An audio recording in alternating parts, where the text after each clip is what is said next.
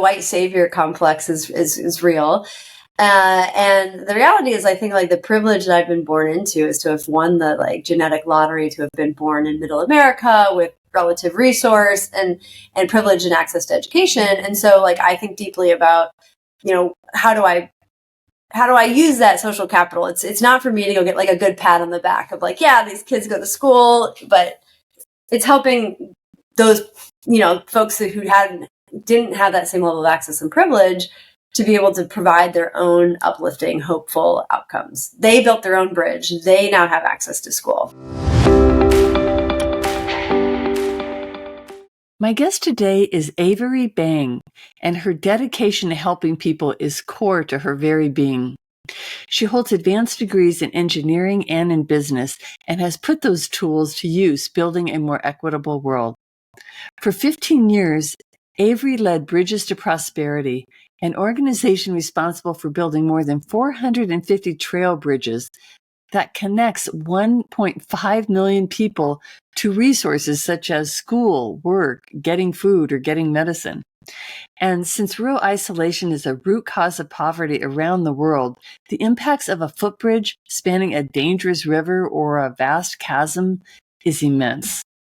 Now a principal at Mulago Foundation, Avery's involved in helping organizations like the one she once directed reach scale.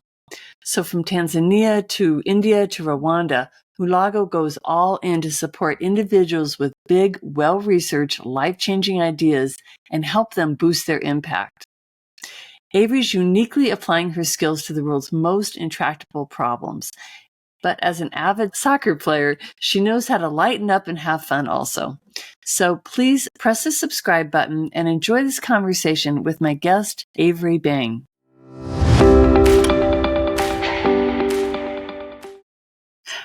Hi, Avery Bang. How are you? So good. It's been a while. It has been a very long while, I have a feeling. We knew each other just for a little bit, for a couple of years probably, at the Posner Center in Denver. And I don't know when you left, but I think I left in about 2016. So I know it's been a while. Yeah, it's been a while for sure. I think that's when I moved overseas one of the times. So we probably diverted at about the same time. So there's a story I don't even know about. There's a lot of stories I don't know about. I know of your work. I know you a little bit, but I mostly followed your work. I have admired your work from the get-go, from whenever I first heard about Bridges for Prosperity or Bridges to Prosperity, which you're no longer with them, but I do want to spend a little time talking about it. But this podcast is How We Change the World, and you're actually one of those standout people in my mind who has been spending your whole life basically trying to build a better world, a more equitable world. So first of all, just thank you for that. Well, thank you. Being that person. Yeah. So you have a lot of degrees. You have a master's in business that you got from Oxford, which is something I'd like to ask you about, and a master's in geotechnical, is that right? Engineering from University of Colorado. Yeah. And that's in addition to a couple of undergrad, which I think is really interesting because one of them's in studio arts and the other was in, I guess, just what kind of general engineering? Just general civil. Yeah. Yep. Civil engineering, and from the University of Iowa. And if that weren't enough, you were also a Division I soccer player, which I had no idea that you were even a soccer player until doing a little research. I feel like I run around and kind of seem like a soccer player. You kind of do. You kind of. Well, now that I think about it, but it's not the first thing that comes to mind. But with all that, you were destined to do something interesting and big in the world, which you have done. So, before we go back and start talking about, the work at Bridges, I do want to have you tell us about your current role, at least to get started with, and then we'll come back and talk more about Mulago. But so you're a senior principal at Mulago Foundation, and what does that mean? Like, can you explain your role and then also what the organization, what the foundation's mission is? Sure. So the Mulago Foundation is really focused on finding irrepressible leaders that are trying to solve a big global problem. And we segment that somewhat falsely between solving a big environmental or climate challenge and then entrepreneurs trying to tackle the basic needs of the poor. And so as a foundation, we really scour the planet in all the corners of predominantly low-income countries perhaps more focus on rural areas, and finding solutions that we think could have an outsized impact, not only in that area or that region where that solution currently is being applied, but has this potential to be even bigger. And so I came across the Mulago Foundation years ago, but they found me when I was the CEO of Bridges to Prosperity. And Mulago is quite well known as finding this kind of magic group of people solving intractable problems, but in a very in varied ways and like very different contexts and certainly different geographies. And so we came together in this just magical retreat as part of the Mulago Fellowship. And a few of us ended up graduating from that fellowship into the portfolio. And that was Bridges to Prosperity's experience of going through this 1.5, 2-year rigorous strategy fellowship accelerator. And then we were selected to kind of continue on that strategy journey with Mulago, and they continued to fund us, doing a number of interesting things we could talk about as is relevant. So when I handed over the CEO reins of Bridges to Prosperity to our next generation CEO, Nivi Sharma, I was kind of a little listless, honestly. You know, I've been building this social impact organization for 15 years, and, you know, the kind of question of what to do next is always up, but wasn't like top of mind. I was like, I'll figure it out. I'm employable. I'm entrepreneurial, you know, whatever. And I did a little stint back in the private sector, something similar to what I had done maybe before Bridges. And one day I took a phone call and eventually a lunch and eventually a job, going back to Mulago saying, hey, we'd love you to come back into the social impact sector. This time, instead of being on the grant receiving side, this time on the other side of the table, helping to find entrepreneurs and helping to disperse funds. That's a great compliment, great vote of faith they had in you, because they saw you in action. So that's a very long interview that you didn't even know was going on. We'll definitely say we dated before we married on that. That's a good way to put it. Well, no, I didn't realize that you left, and you know, you kind of didn't have anywhere. You weren't swinging to the next trapeze yet. You were just kind of in midair for a while. So why did you leave before? Were you just kind of feel that you had completed that part of your journey and were ready for a new world, new adventures? Sure. Yeah, I think all great leaders need to know their time and place, and not to put myself in that category, but there's a sense of, you know, when you have the skills, expertise, networks, energy, to be the person to really lead. And I came to question on that for myself 2 or maybe 3 times in my tenure as the leader at Bridges. But each time I kind of had to sit down and do a lot of reflection on what do I bring to the table, and is that a match for what I think Bridges needs in this next chapter? And that precipitated, for example, going on sabbatical to go to business school at one point. It was a deep sense that this is actually a financial challenge, not a technical one. But coming into the chapter of like, I don't think I'm the person for the next journey, was really thinking deeply about context specific things like proximity, experience with foreign government ministries, experience with product development, and certainly areas I could lead and find great talent around me, but thinking like, is that really the right way? Makes sense. And so the board and I decided to do a global search for the CEO years in advance of me actually leaving. COVID kind of comes in there, and you don't want to abandon ship in the middle of what's a crisis anyway. But we have, I think, come out the other side extraordinarily healthy. Organizations doing great. New CEOs, awesome. So I feel like it kind of all turned out pretty well. Well, it sounds like it was well planned, and that's one of the reasons why it did. You didn't just, you didn't just jump, like you said. Well, let's, since we're kind of referring to it, let's go back and talk, if that's all right with you, about Bridges. And you must have gone there at a pretty young age. If you were there for 15, you still look like you're 23. So I'm not sure how this is all adding up. You're very generous. Well, so the story of Bridges is a really fun one. Actually, let's describe the whole what the role of Bridges is, like the full name and what they do, because we haven't even actually started with that yet. So Bridges to Prosperity imagines a world where poverty due to rural isolation no longer exists. So for the 1 billion people that walk to school or walk to a market, walk to the doctor, etc., how do we make sure they can get to where they need to go and create a sense of equity, at least within those places, that you're not born on the figurative wrong side of the tracks? The way that we do that is to teach governments how to build pedestrian bridges that connect their rural populations. And a way to do that is to make sure that not only these trail bridges get designed and built locally, but that they have construction companies that can build and maintain them, that you have government procurement offices that can procure them. So you're really talking about these people, and I think I've read something, and maybe the number is closer to 1 billion, but maybe for the people who are literally separated from by a river from, say, the grocery store or from school. And I don't know about everybody else, but I have so many things that come across my social media feeds of people going on the most precarious routes to cross rivers in some, developing countries that are hair raising. So there's, I mean, they're not even believable. You just think that can't be a real picture, but it probably is. These are people who literally can't get food or water or schooling or things like that without crossing a river. And maybe I'm sure there's other things other than bodies of water that preclude them from getting there.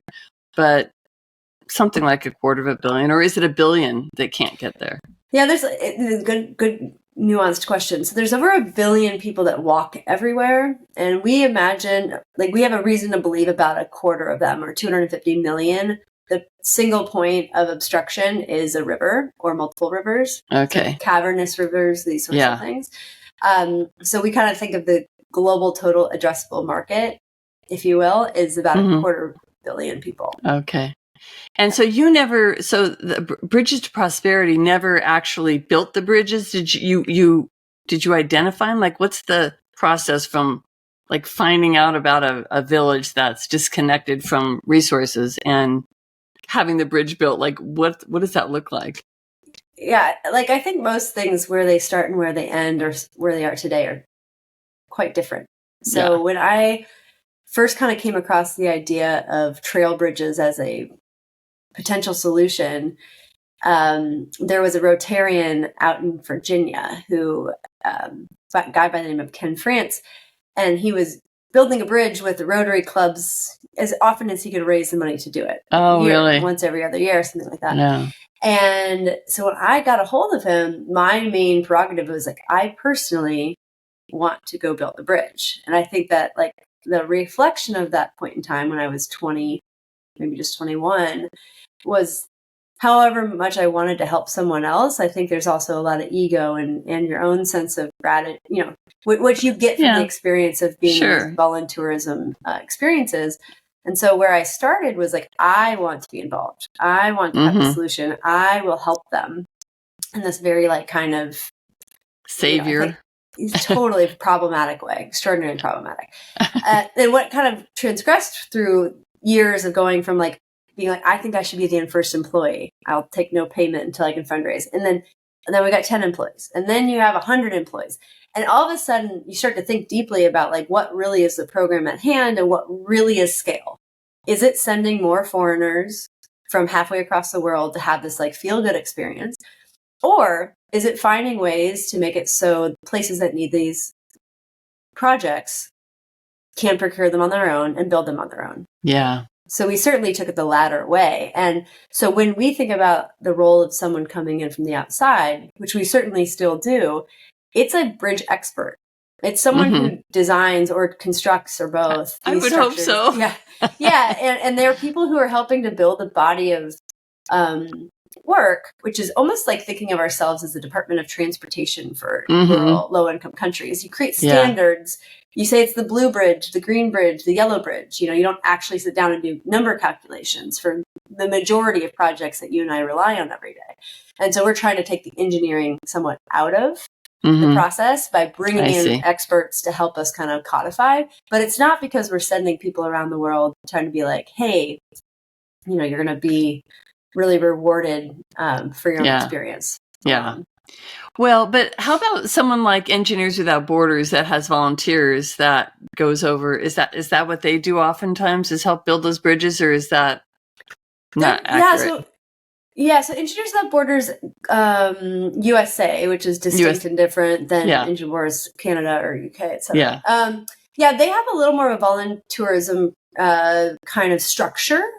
I think a lot of people that end up doing development work had their first experience with EWB. And they are able to experience kind of the context in a way that they wouldn't have otherwise been seen or been exposed to. And I think it's extraordinarily powerful for students in that way to get exposure. Pretty different model, though. Yeah. I see what you're saying. And I didn't know that because, it looks like like you're all over there. And sometimes you probably were at the beginning. Were you at the very beginning, like doing the physical labor or at least the blueprints or no? Was that never? Exactly. Yeah, exactly. So it's like back when I was, before I was even working there, like that was the motivation was to go, I wanted to go have this experience. Yeah. And so that's like, back in 2006, 2007 was certainly how we did things. So you did do that at first. That was the actual. And were you saying it? Do you keep saying adventure tourism? Am I Voluntourism. Or voluntourism, I mean? Yeah. I didn't, at first I thought you were just saying it funny. And then you said it again and I'm like, oh wait, that's intentional. I didn't even catch it. So I don't even know that term, but I guess that's a common thing. Voluntourism. It makes sense. Yeah. It's kind of what you imagine. It's just this idea that sometimes we, sure, it like kind of masquerade as we're doing good work, but in fact we're taking more than we're giving. And is that what you think? Is that what your experience was? Yeah, absolutely. Can you give me an example of that? Because it's hard for me, honestly, I understand with development, international development, and a lot of people listening don't even maybe understand the word development because that's not what their focus is. So sure. I don't want to throw around terms that people don't know, but I don't know. Can you give me an example of like of where it's not been a good experience for the people? I guess that's what I'm trying to like. Yeah, hurts, maybe it hurts more than it helps because it still sounds like it would help more than it would hurt, but I don't know. Well, let's just use something that's not related to my line of work directly, but something maybe more obvious. Orphanages. So if you track, let's do a meta-analysis on the trends of orphanages globally in the last 30, 40, 50 years. It's been directly correlated with the amount of foreign people who come into those markets who often want to help. And so there's kind of these like multiple facets of complexity. It's I think the statistics are 80% of kids currently living in orphanages do have one living parent or caregiver. But the complexity around their reality or their situation is such that there are economic drivers, there are socioeconomic situations, there's opportunistic, there's many factors why a child ends up in an orphanage. But the more that you have foreigners coming in and spending time with and continuing to provide money to, and oftentimes even adopting these children, there are economic incentives for someone to be like, well, I could have a child who may have this incredible opportunity and exposure to be taken elsewhere, to be given resource here that I wouldn't have been able to provide otherwise, et cetera. Right. And so, whereas like a do-gooder, like I would categorize myself pretty squarely as, arrives with great intent. I'm going to help and go spend time with these orphans. I'm going to hold them. I'm going to take care of them. I'm going to send money. All of that feels good and is good, but it's the same idea as like, I think when you start to think about some of the macro level ways in which, people's behavior follows incentives. And if the incentives are that you have a foreigner coming in and actually providing new and more money, then why not give your child up? And it's not to say that that is all the case all the time, but that's maybe one egregious example of how tourism can really be costed. And it almost exaggerates the point to make the point, because and I'm sure it's realistic as well, but that's an emotional heartstring kind of thing that you can see. Yeah, that why not? So you're saying it encourages behavior, but that's not always true with a bridge situation, right? Like you must have one story that will make me feel good about you going in to build a bridge, and then the people could go to school and everybody lived happily ever after. Well, yeah, sure. But I like to kind of de-emphasize that sort of story, right? Like there's this, the white savior complex is real. Right. And the reality is, I think like the privilege that I've been born into is to have won the like genetic lottery to have been born in middle America with relative resource and privilege and access to education. And so like, I think deeply about, how do I use that social capital? It's not for me to get like a good pat on the back of like, these kids go to school, but it's helping those, folks who didn't have that same level of access and privilege to be able to provide their own uplifting, hopeful outcomes. Right. They built their own bridge. They now have access to school. Right. Can you take that white savior complex too far though, and just say that like, because does it not reach a point where yes, but it is still doing good for a little while to build a bridge to a new life? Because I know this is a huge conversation, I'm sure, that goes on in development everywhere. Are we doing more harm than good? But as you at least prime the pump, it seems like that to build a bridge from there. I mean, we all have things done for us that have helped us, like build a road to get to the school that we go to school at, right? And so, I mean, there's still things that are done for us by anybody that we end up using to our advantage and growing from it. So it's not all a negative thing, I guess. It's just, I think we might be saying the same thing, but I would take the principal perspective, maybe you think to an extreme, but I would say like that road or that you have in front of your house, or that water that comes into your faucet, or the toilet that flushes in your house, or the electricity that shows up in your home, or the cell phone tower that provides you access. Those things are all provided through a combination of either private sector businesses or government. Right. And so I think sometimes it's easy to become a little self-aggrandizing, to be like, oh, well, I know better.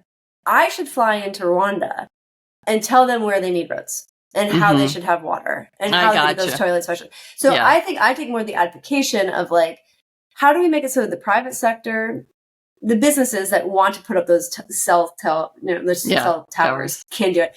Make sure that governments who want to be able to procure the infrastructure for their people can do it. And think about the ways in which, time is limited, problems are big, and resources are inherently scarce. How are we going to make the most of every piece of resource we have is probably not a bunch of flights in. It's probably thinking about how to change it's a systems change play. Right. Spend the resources to shift the underlying context. That helps a lot. And the reason I'm driving this point so hard, I guess, is that I know that there's people who want to do things. They want to go out and start an organization or join an organization and not feel bad about it, but to feel like they're actually making a difference. And I appreciate a lot how much you're explaining that it's, like you said, all the flights. I mean, we're also looking at the environment. There's a lot of things we're looking at, and it's not just a person who wants to be a do-gooder. But having said all that, and as we talk about Mulago, which I'd like to get into, is how do you, it sounds like you're working with social entrepreneurs there, which is a little different category than a nonprofit, for example, or NGO, right? Or is it in the way that you look at it? And why don't we move into Mulago and talk about the work that you're doing there? Sure. Yeah. So we actually think of social entrepreneurs as a more expansive category than like a nonprofit leader or a for-profit leader. It's kind of like this magic made up term. In between. Yeah. Yeah. It's like you're an entrepreneur trying to solve a big social problem. Yeah. So therefore, social entrepreneur. It's made up, like most things. Yeah. So, but it's a real thing. The title's made up, but the people, I mean, there's a lot of people doing it. It's even, and now it's even a government category in some states in the U.S. Is that right? Yeah. It's a new, because you have an LLC, you have for-profit, nonprofit, and there's a social. It's a social benefit corporation, like a B Corp. No, not a B Corp. I'll get it for you. I have another guest on here who I hope I'm not messing up the term, but I don't think I am. But you tell me. But you go ahead and talk about like what's going on with social entrepreneurs. Sure. So Mulago thinks that there's a huge, I believe this too, but Mulago thinks there's this huge outsized opportunity to find entrepreneurs around the world who are like really committed to solving an intractable problem. And we think that it's these early stage entrepreneurs who usually have lived experience. They really understand, they have a felt sense of what they're trying to solve. They understand what the lack of a primary healthcare system, or they understand, what might be the case when, educational achievement bar is quite low. They understand these things quite acutely, and they want to solve that problem. And so that kind of fierce understanding and commitment to solving a problem is something that is really hard, because unlike building a normal for-profit business where you could, build a widget and then get paid for the widget, do well, keep making it bigger. Oftentimes, social entrepreneurs are not getting paid in the traditional sense of the market, right? Like I couldn't just go build a bridge and have governments pay me to do that and then get a big profit for it. No one actually knew they needed rural bridges. They didn't have the evidence. They didn't have there's many barriers as to why those were not built before bridges to prosperity. But philanthropy can play a really critical role of making it so when you don't have the payer yet sorted out, you don't have customers either paying, or you don't yet have a government really taking the costs on. Up front, philanthropy can really say, like, we see you. We see the fire in your eye, in your belly, and we see that you're onto a big idea. And we believe that big idea, if proven true, could in fact change the lives of many, many people, even beyond maybe the scope that you've currently identified. Right. So how do you find these people? And the term that just came to me was social enterprise, which is a legal, the new legal definition. So, but it is basically social entrepreneurs, and they have social enterprises, and it's a setup, tax setup, I guess, where some of the money comes from. Some of the profits go to private enterprise, but a lot of it goes back to charity as well. And there's a limit to how much profit can be made. So it's hard to get investors sometimes. Oh, that sounds like a B Corp. Okay. Yeah, I know, but it's a different, I know. It sounds exactly like a B Corp. So you're looking for, so now is your position that you actually go out and look for those individuals who are doing amazing things and need a hand up, basically, to take it to scale? Is that what your role is? So what does that look like? Like, how do you do that? It sounds amazing. It sounds like an amazing job, actually. I know. It's a dream job for sure. Yeah, it kind of is. Yeah, I spent a lot of time on the road. Do you? Heading out to India in a little over 36 hours for the next 3 weeks. And so a big part of it is, I think, one, coming into an organization that has like a deep history and a great reputation in the quote unquote space. So many, many other philanthropy organizations, foundations, funders know us, refer us, people that they think are a good fit. We are, I think, not unique, but we're pretty visible in the way that we put out some of our heuristics of thinking about scale. And so what that means more specifically is, like, when I was the CEO of Bridges, well before Mulago picked me, I was using Mulago's frameworks of really thinking about how to design the organization for ultimate scale well before we got selected. And so I think having a reputation that is kind of providing some thought leadership and some structure into this space has been really helpful to make sure that I'd say we have a lot more interest coming in than we have to go sorting out. I bet. And then obviously spending a lot of time in the contexts where we want to find entrepreneurs is critical, especially if and when we have sourcing people that live closer to the places where we want to work. So can you put a story to this work a little bit, like maybe talk about a couple of organizations that you have, I don't know what the word is, taken on, I'm sure adopted. I'm sure there's a better word for it than that. Yeah, supported. Sure. Oh gosh, there's so many incredible ones. So let's just say one that's kind of close to Bridges, so it's easy to make the translation over, is this incredible entrepreneur, Christelle, who's a engineer trained in Rwanda.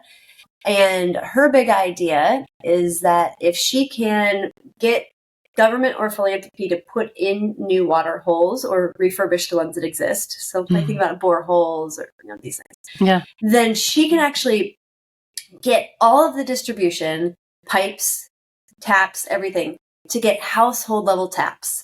And she can maintain and operate all of that infrastructure to make it so people can actually have a tap in their home, as opposed to walking down and waiting in line and waiting for the hand pump.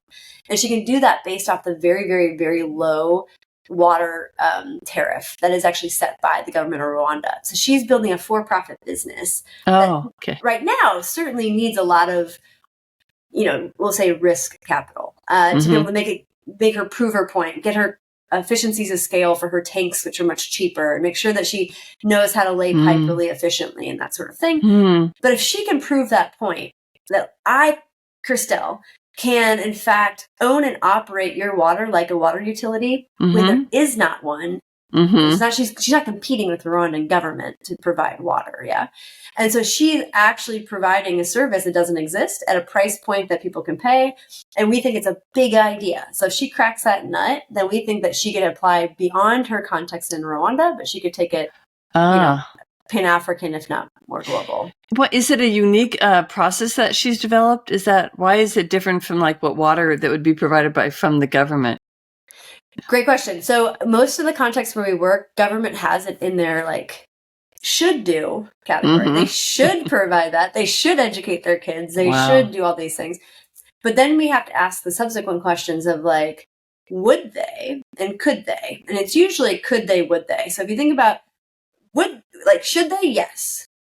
Could they? Well, if they had the resources, they probably could provide it in the technical and the financial and so forth. And would they? Well, it's a question of is this an incentive for the government to provide water?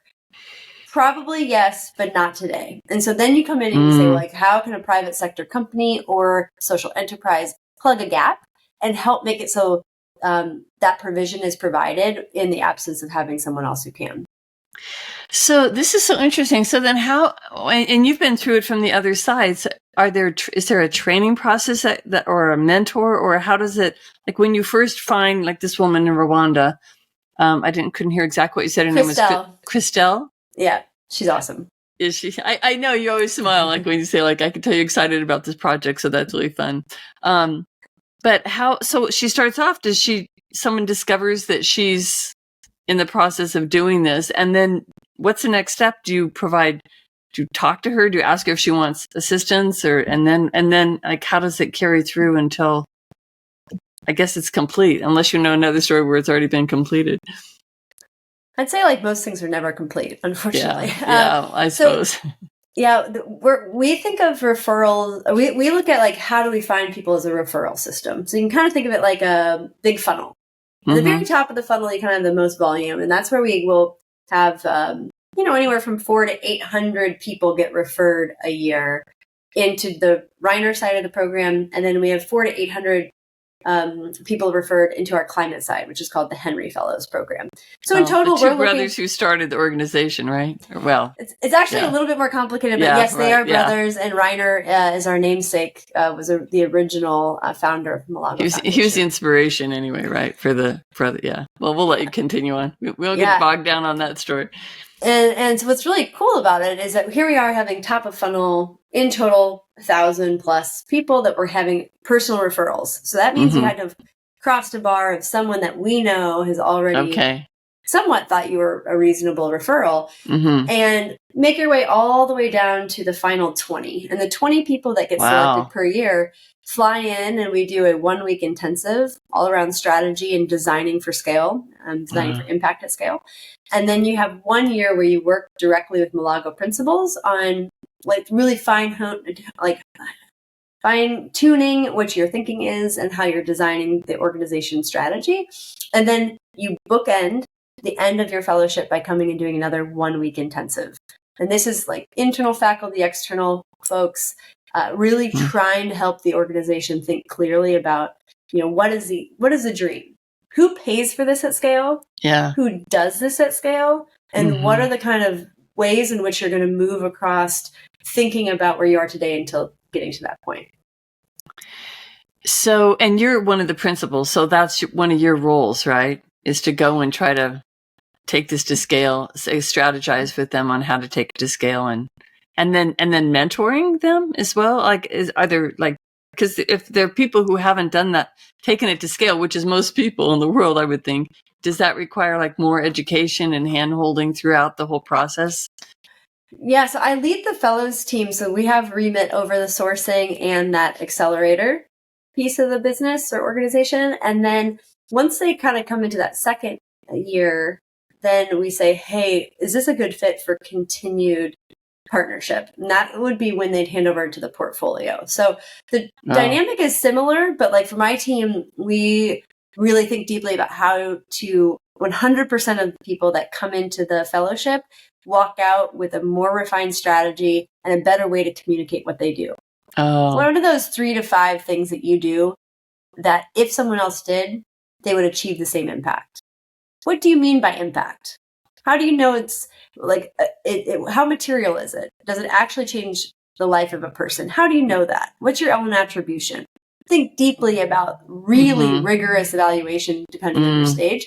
And then when you go to the portfolio side, we see it as a continued partnership, but we almost talk about it internally as like more of a learning exercise. How can we continue to support organizations year after year and be on a learning journey with them, where every year we come in and we say, you know, what are the goals that you have set for yourself that you want to be able to achieve to move your strategy towards scale? We call them milestones. But what milestones do you want to accomplish this year? And what's fascinating, Deborah, is you'll never see delivery numbers. Like, we're not sitting here trying to say, you know, X number of kids this year, 10X number of kids next year. It's more of a systems approach. How do you move things across that get it so that right now you're doing it, but in the future, a government teacher is doing it. Right now, philanthropy is paying for it, but in the future, you believe that big aid is going to actually put these in through government. So helping organizations think about their strategy and moving that forward becomes a big part of the longer engagement and portfolio.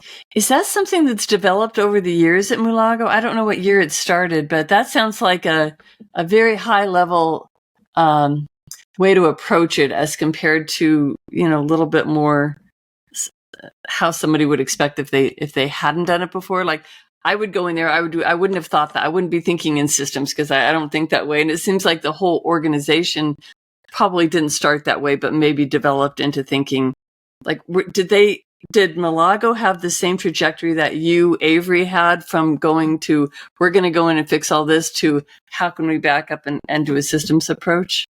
It was such an astute point. We were just talking about it at our retreat 3 weeks ago. So Kevin Starr is our CEO. And an abbreviated version of our founding story was he is an ER doc, no longer practicing, or ED doc.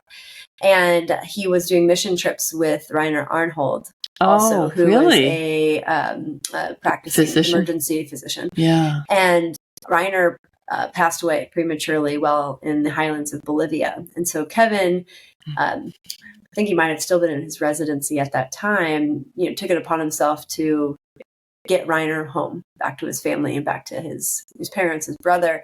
And it was in that moment that they found out that Rainer actually had quite a bit of wealth that would be, you know, remiss not to be given out in the world in the way he would have probably put it, how he would have done it. And so the family asked Kevin to help think about and then be involved in the giving strategy. And I believe he did that for over 10 plus years before he did it full time. Like I think he might have come full time on Mulago maybe just 10 years ago. I don't actually know that, but it's been more recent, even though he's been doing it for, I'd say, well over 20.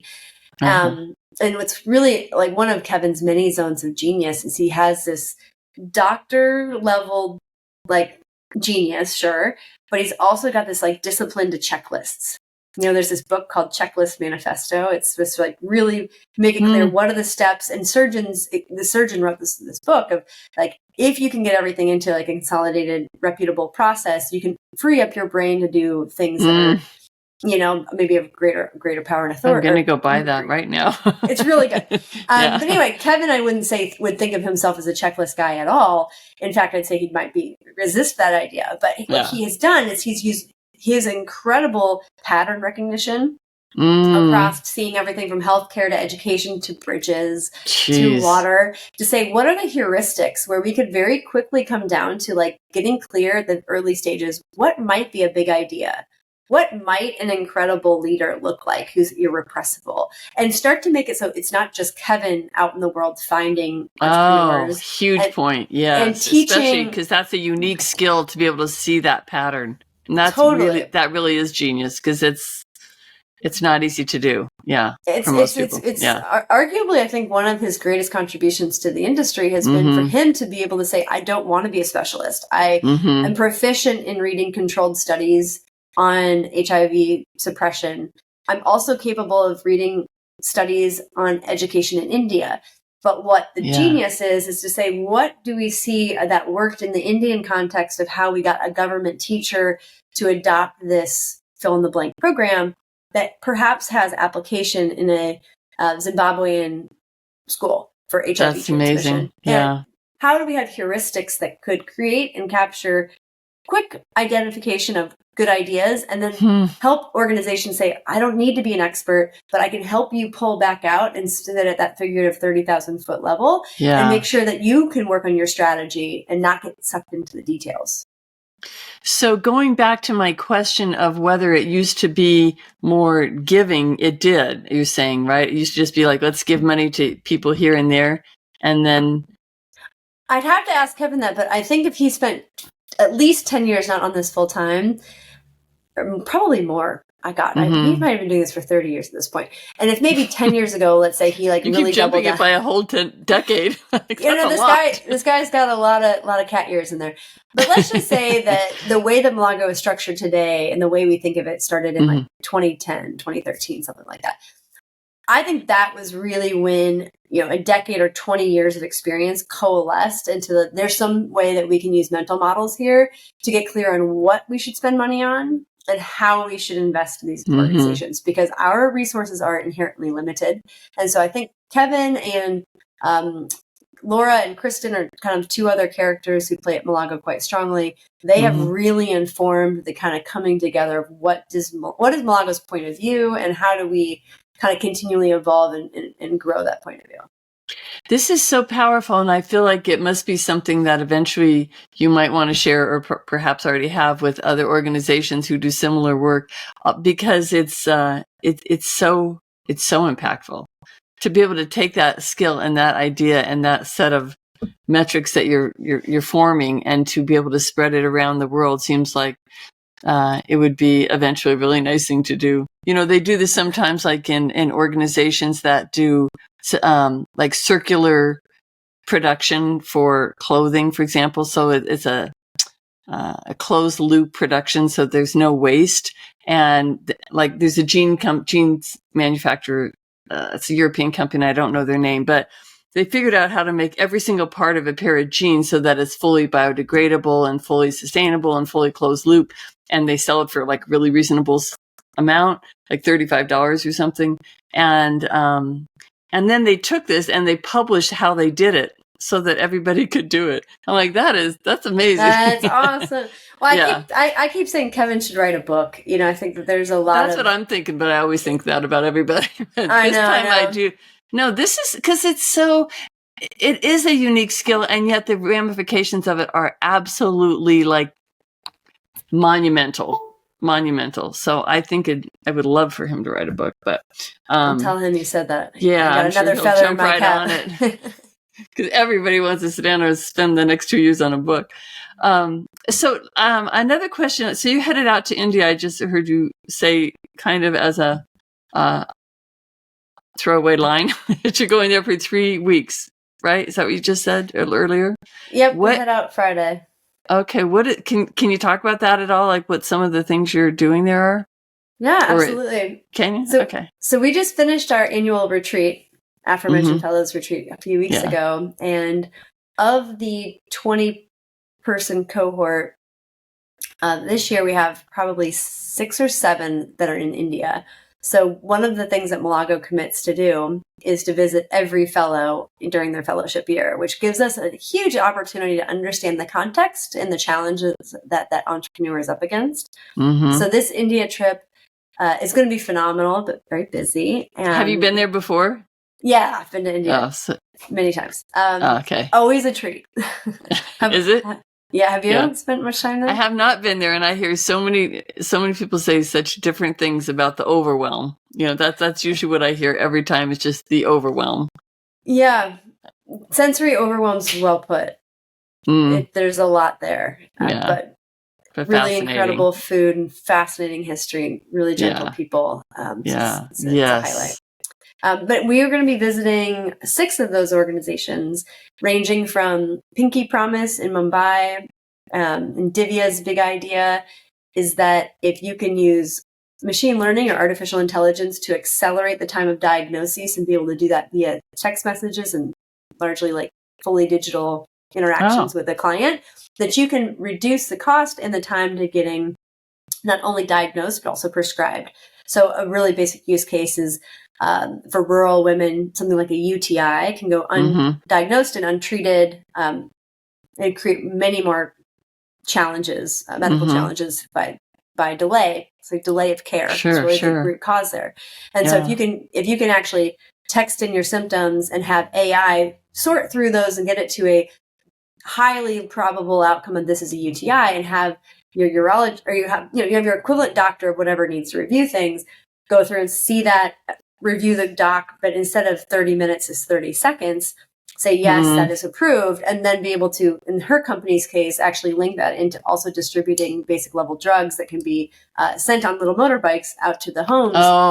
It's like a full package product. Yeah. There's your last mile delivery that you specialize in, I think. Yeah. Right.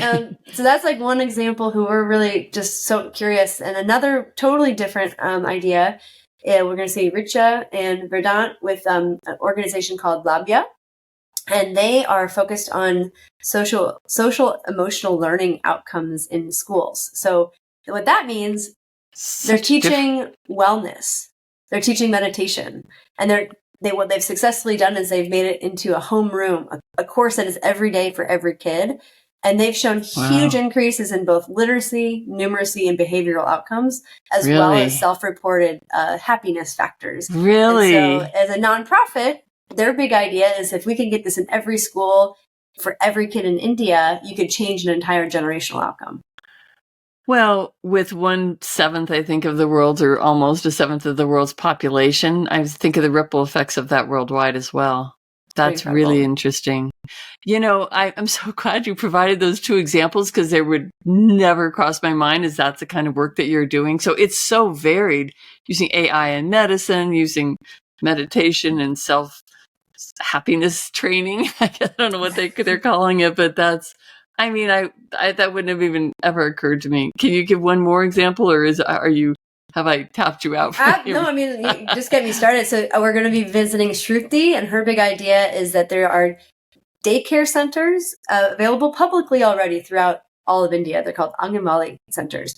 And what they do is they provide a little bit of nutrition and daycare as a policy play. But oftentimes this nutritional delivery is not actually done for a number of different reasons. And so what FMCH does is they train all of these essentially daycare workers. Is that her organization, FMCH? Yeah. FMCH. And they go in and they help actually make sure Anganwadi workers have the right nutritional supplements, and they know what is needed, and also when to elevate when you're seeing stunting and when you're seeing things that need to be treated. Like, how do you treat that child and get ahead of it, as opposed to having it delayed care? I see. Yeah, everyone you've mentioned is a female. Is that just a coincidence, or are there some men out there doing that you're also working with? No, I just got back from Tanzania, where we were visiting Alex, who was working on a Tanganyika Blue organization, and his big idea is that in the Great Lakes of Africa, there's only one that has not yet been overcome by invasive species from China, because aquaculture comes in. Really? And that's not only the fish population and biodiversity suffers, but also writ large, you have algae ends up creating these big plumes. So he's creating a local aquaculture company that does everything from creating the little baby fish, the fingerlings, all the way into producing large fish into the market, and doing that with native species. It's called native species aquaculture, based out of Kigoma, Tanzania. And he's about representative of about 50% of our class are men, maybe a little bit more heavy on women this year, but overall we really aspire to find the best, and you find a lot of women running around doing the best. They're doing a lot around the world, and that's what I keep running into everywhere I go. It's like, oh my gosh, it's like just started to rise all of a sudden, and it's everywhere. Women are everywhere doing so many amazing things, especially with the environment. I'm learning, but well, what a fascinating. I think I know you travel a lot, you're constantly traveling, but to me, this is like the best job I've ever heard of. I would be all over that. Because the variety and the interest, and really you come to life when you start talking about it. So I know that it's really something that's very deep in you, and you're making an impact, and the impact is so potentially massive.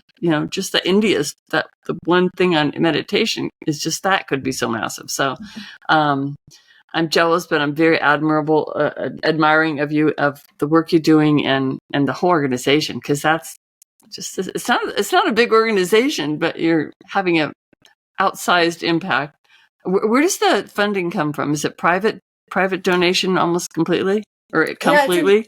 It's entirely Reiner Arnhold and his brother Henry Arnhold's giving. It's 100%. It's not outside giving at all?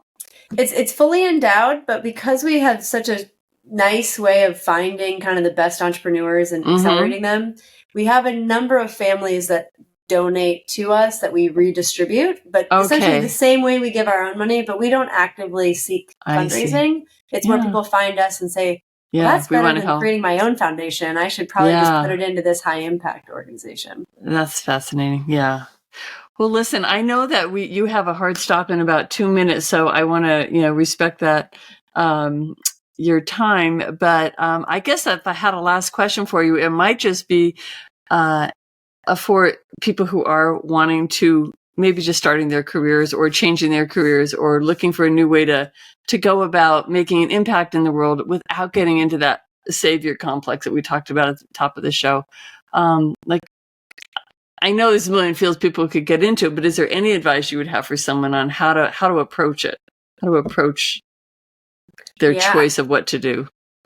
I think the more often that we solve problems that are familiar to us, the more often we'll understand ways in which the structural problem, the root cause of that problem is actually there. And sometimes it might feel easier to jump into like a surface level issue that you don't really understand the complex context around it. Yeah. So sometimes staying closer to home, staying closer to things you know, staying closer to the challenges that really you understand deeply, I feel like is more often than not the way to really create the biggest change. Really good advice, because from then you can do, like we were speaking earlier, you can extrapolate that maybe in 10 years into something if you want to go beyond. But I think that's great, solid advice, which I have never followed, but I'm actually doing that more now than I used to be in the Middle East. Now I'm in Denver working. So, it takes a while to learn these lessons sometimes. That's true. Avery, you're, like I said, you're an inspiration. Thank you so much for what you're doing. And really thank you for the time you're spending here, because I think people will learn a lot. I know I have, and I'm going to be following. And I'm going to put the links for Mulago and Bridges and anything else we talked about here in the show notes in case anybody wants to learn more, especially about the two brothers who started Mulago, or that are behind the starting of it, because it's an interesting story on your website, and I think people want to know about that too. Absolutely. Take care, and let's stay in touch. Love it. Thanks so much. Take care. Sure. Bye.